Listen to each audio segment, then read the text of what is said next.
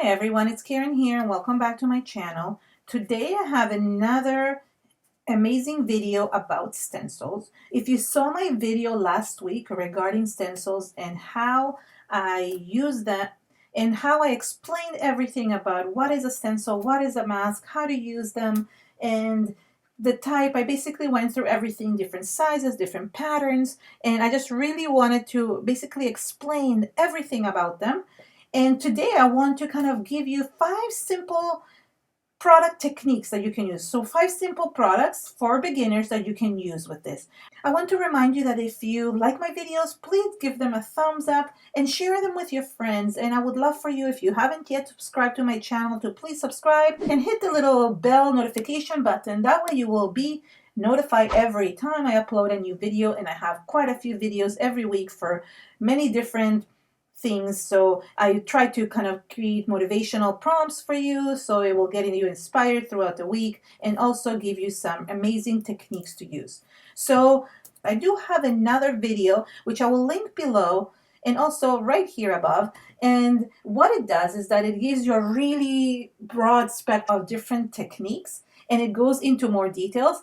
Funny that I did that video 2 years ago and it's still one of the most popular videos that I have, and it's really great because it's really in detail. But today I want to do a kind of a more simpler techniques just to kind of show you what you can do with stencils. And this is where I'm really excited to show you, because I find it sometimes just even breaking it down to the beginner stage of things will really help people, kind of those of you that are getting started, to really understand what's going on.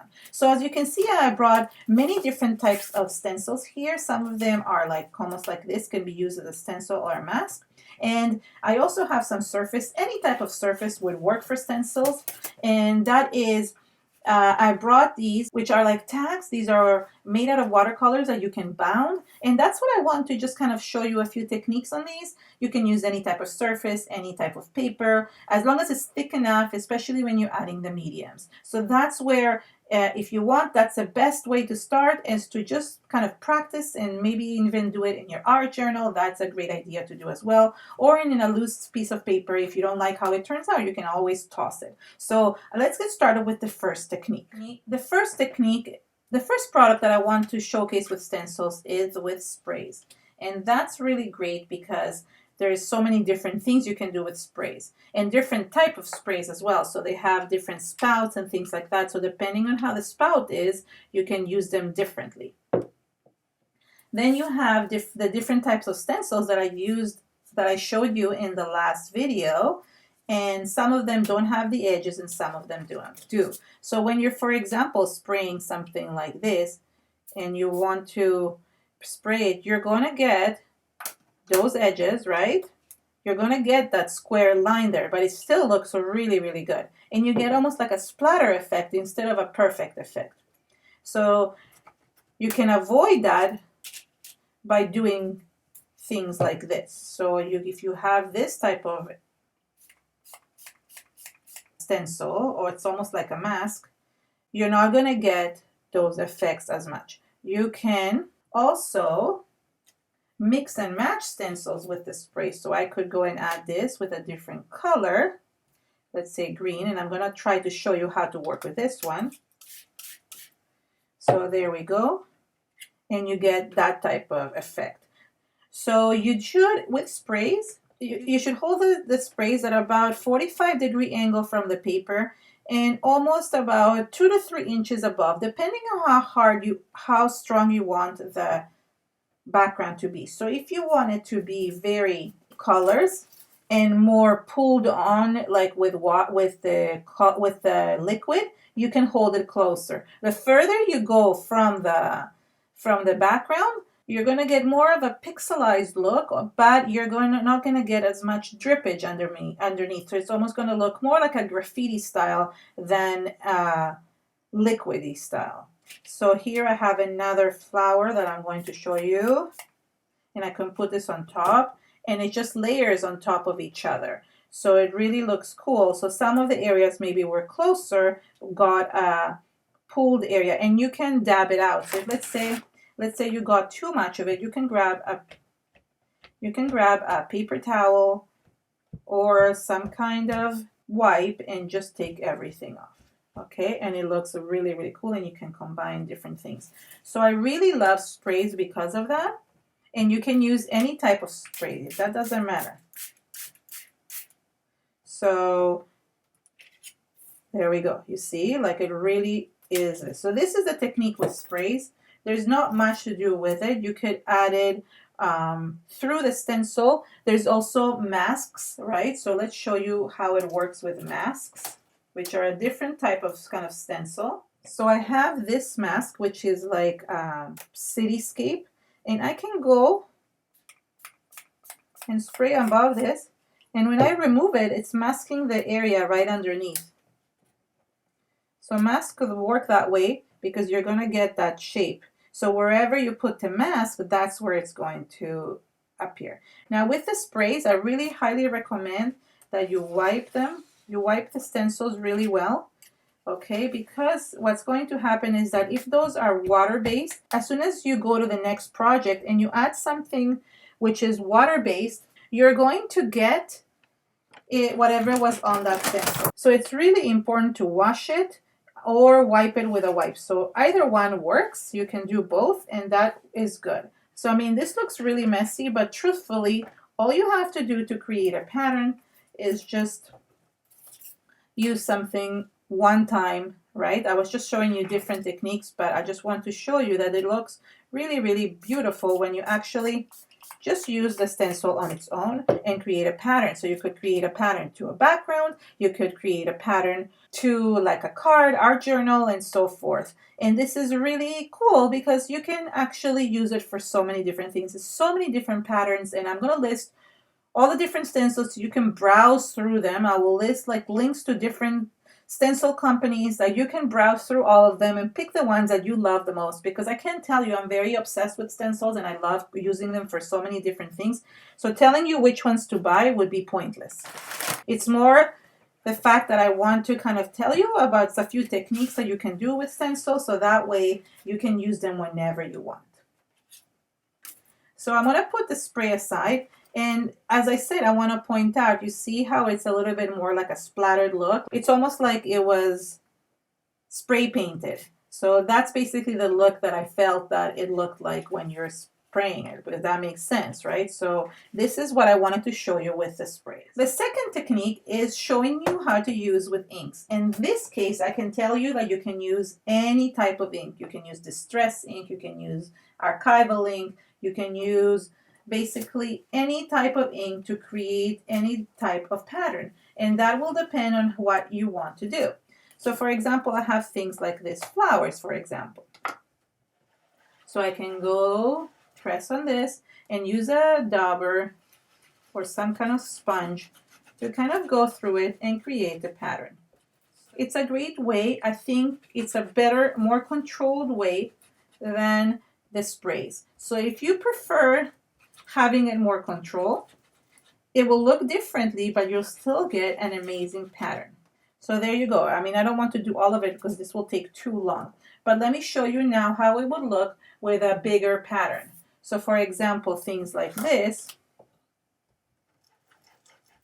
Now you need a little bit maybe more patience because to cover this area, it will take a little bit longer, but it will still create this really cool netting pattern that you can see here in this background.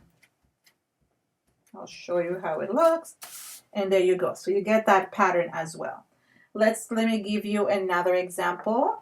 I'm going to use a different type of ink. I'm going to use archival ink just to show you that it works as well. So for example, we have something like circles. So you can go here. And ink, it's much easier to clean than obviously many different things because you can just basically wipe. Now there's many different techniques with inks. Look how it looks really beautiful on black, and you can just go ahead and wipe this. If it is alcohol-based ink, you can use a little bit of alcohol or hand sanitizer to clean it. So there's many different ways to do it. So for example, you see this is not being removed with the baby wipe, but if I put a little bit of hand sanitizer on it, this Tim Holtz showed me this, you can just remove the ink easily. So any water-based product is going to be removed easily with a wipe. But if you need to clean alcohol-based product like archival ink, you're going to need something that has alcohol in it to remove it. So ink is a very controlled way of putting pattern on any type of background. So especially people like card makers, people that love making tags, scrapbookers that don't want to get messy. If you don't like getting messy, you see as my hands get really messy, you can use things like any type of ink will work. You need something to apply them, whether it's a sponge dabber or if you want like a makeup sponge or any type of sponge. Ink is a great product. It's a cheap product that everybody can get, and it's really good to use for any different type of techniques with stencils. The next product I want to talk about is acrylic paint, and I find that this one is a really great product to use because again you can control it better than sprays.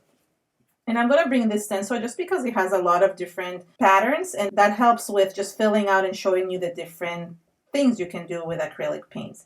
You can use things like sponge, you can use a palette knife and so forth to use acrylic paints. Now you do want to make sure that your acrylic paints are a little bit thicker, just because it really helps with making sure that it doesn't get underneath your stencil. So for example, this is a pretty, if you want it to be kind of like heavy body, like the acrylic paint, so you could just go like this and create a pattern underneath. You can also use a silicone style like spatula, a silicone style palette knife or spatula, and that will work as well. Okay, the more paint you add, the more the chances that it will get underneath the stencil, but that's okay. It's still part of the texture and the design. If you don't want that to happen, you have to add very little bit at a time and kind of. Now, one of the techniques that's really important to know when you're adding this is you have to go with the spatula in a kind of a 45-degree angle to make sure that it doesn't get caught underneath the stencil. So now when I lift it up, you can get that pattern, which is great. The other way you can do it is with a sponge. So for example, so I could use this sponge, for example, and just pounce on it. And this will create a pattern. There's also like sponge daubers. And the same thing, you can just create a pattern. So hold on, let me add a little bit more paint. And this is a little bit more controlled than, I guess, the sprays. It's just a different effect altogether. Now you can mix the colors together. You can mix two colors together, and that works well as well. So that you see, as you can see here, I mixed both the green and the orange, and here is just the orange. And paints work beautifully with stencils. I really love how they work. And you can use paints, obviously, on any surface, like wood and metal and plastic, and paper, of course, which is what I'm using today. The next set of products that I want to show you are texture or modeling paste to create 3D effects, which is really, really cool. So you take something like modeling paste, and this could be any type of modeling paste. You can have things like regular modeling paste, you can have crackle paste, texture paste, paper texture paste. Like there's so many different types, and all of them work the same way with the stencil. You will need something like a palette knife or a silicone brush that I showed you before, and basically you add it smoothly onto the stenciled area to create the pattern. And you're going to get that embossed look to pattern, almost like 3D effect, because this is a thick paste. You can also use what I said, like the silicone brush, and create the patterns. Now, most of these products are white looking, so eventually you can paint above them with different products. So you could let these dry and then put sprays on top or inks on top of even acrylic paint. So this could be like the first layer of something, and then you're going to be creating more layers with paints or with sprays or with any of the other products that I used above. So I'm going to show you the pattern. As I said, it looks like an embossed look. And what I mean with this is that these are the type of products that you really need to clean your stencils really well, because you're going to get this if you can see, you're gonna get that extra like gunk on top of it, and that's not something you want to have on your stencils, because you want to make sure that you clean them really well. So you could either take them to a sink, or some stencils can be just cleaned easily with a baby wipe. So I'm not so worried about the acrylic paint staining my stencil, but I do want to get that extra like thickness of it out of my stencil, because I want to make sure that next time I use it, I have it all smooth for using. So there are many stencil techniques that you can do and many products that you can use, but the next one is a very simple one, and I just find that a lot of people don't think about this one, and that is to just draw with a stencil and just use it as a template. So I find that that's really easy to create things like, as I see, like you see here, I can do this fish and just draw around it and create this fish. And you can actually use either a pencil or a marker, or even watercolor crayons or regular pencil crayons. So it's a really good way to kind of do this and create like your own really cool designs for if you want to do it for a drawing, for a card. And then all you have to do is kind of join the pieces together, right? So that's a good thing. You can also use it, let's say you want to create some circles on your projects and you don't want to use other things. So let's say you want to use watercolors and watercolor pencils and then just create a grading. That's a really great technique. So I just find that it's really fun to just kind of doodle with stencils. So you could do this butterfly. And one of the stencils that I found that was really, really cool, stencils that create like faces. So you see here, I could draw them. And these specific ones that are by Joggles from Margaret Applin, you can actually create the whole face with them. So you could draw the head and learn how to draw this way, and eventually you can become a master of drawing. So you could do this. Then you switch and you create the face. And you put, and there's different types of faces, and then you can even color inside of them. So I think like this is very simple, right, to create this, but it just looks really cool. Even a simple thing just to grab a pencil and use it through a stencil. I mean, it's not rocket science, but I'm really trying to show you kind of beginner techniques to just like get you started on creativity and prompting you to learn a new skill and use stencils and not be afraid of them. So I want to bring all of these back. And here are all the 5 samples with the product. So you have the messy sprays, which I know a lot of people are afraid to use sprays. So don't use them if you don't want to. Like, that's okay. There's so many different techniques within each category. But I wanted to show you how to use these products very simply so you can incorporate them into whatever project that you're doing, whether it is a scrapbook page, whether it is a card, art journal, or a mixed media canvas or project. So I really hope you enjoyed this. If you did, please give it a thumbs up and share it with your friends on social media. For more inspiration, subscribe to my channel, and I would love for you to join my group, Keren, Tamir, and Friends Creative Space. And of course, join me on my Instagram. Thank you so much for watching and have an amazing day. Bye!